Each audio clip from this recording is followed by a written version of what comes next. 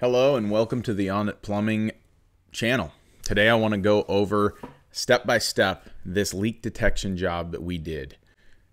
Now, leak detection is important if you're a service plumber because many times you'll get a customer that calls you and they know they've got a leak, whether that's because their water bill has gone up or they hear their well house kicking on and off, but they don't know where the leak's at. And as the plumber is the first person they usually call. If you're a standard plumber, you probably don't have an ability to find the leak. So they make equipment to make your life easier.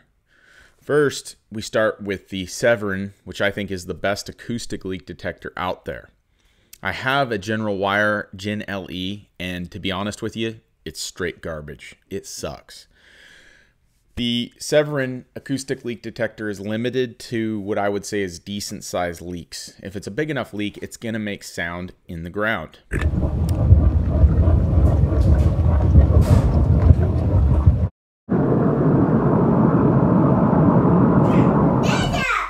We'll take the device just like we did here, wear these headphones, and then we have a visual display / probe that goes into the ground, and we poke around to see where we're hearing the leak.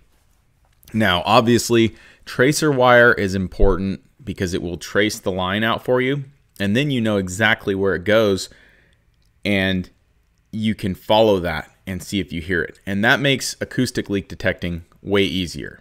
You can even do that if it's a metal pipe. In this situation, it was not metal and there was no tracer wire. So we were just left to probe around and attempt to find it by sound only. So on this job, I pulled up and I start probing the ground. And it was probably a very wet area. So we knew the leak was there, but it was probably a 20-foot radius.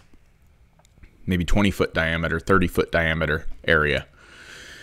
And in a certain area, as you'll see, I did get a lot higher reading. So I threw a marker towel down and I knew I was close. But because we didn't have the tracer wire to correlate and know exactly, we have a second piece of equipment. This is the Jacobs hydrogen sniffer. But that also means that we have a tank of 95% nitrogen, 5% hydrogen. It's called a tracer gas. And we'll introduce that into the system. You can't do it through a frost-free hose bib without modifying the hose bib, and you have to go through something that's not going to have a backflow. So in this situation, they had a tankless water heater with a flush valve for maintaining that tankless water heater, and we backfed from there. So you'll shut the water off at the meter, introduce the hydrogen. I'll always open a hose bib and let it shoot out water until you start hearing the hydrogen come out, and then shut it. That'll speed up the time that it takes, because there is a time. It takes maybe 15 to 30 minutes on average to get the hydrogen to actually percolate out of the ground, because it's just going to push water out that hole for the longest time. And if it's a small leak, it'll take a very long time. So once we hooked up, we turned it up. I would say on this one it took about 10 minutes. I had to turn the pressure up to maybe 40 pounds. You don't want to go above normal working pressure of the system.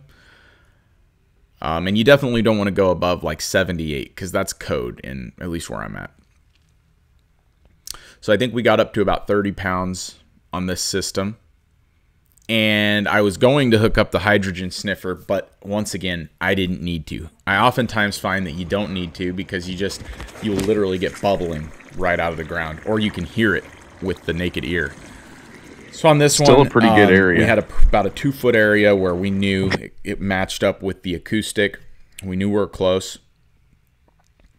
So I turned the pressure down, all the way down to about 2 pounds. And then you just wait until it lowers pressure. And that'll shrink up that area of bubbling. And I got it down to about a 1-foot area. Started digging. Unfortunately, when they put this in, it should have only been an 18-inch bury for code already. But I believe what happened is they put landscaping for their yard over the original install. So it ended up being close to 3.5 feet deep by the time I finally found this leak. It, of course, was an illegal material. It's something they don't use anymore. It was polybutylene.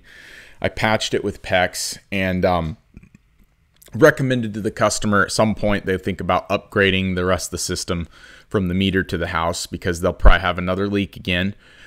But we were able to patch them in and get them working. And once again, leak detection saved the day. So if you're interested in leak detection or you like this type of video, show me by hitting the like button and leaving a comment. And I'd love to walk you through some more leak detection videos because I think when you're a service plumber, it's super handy.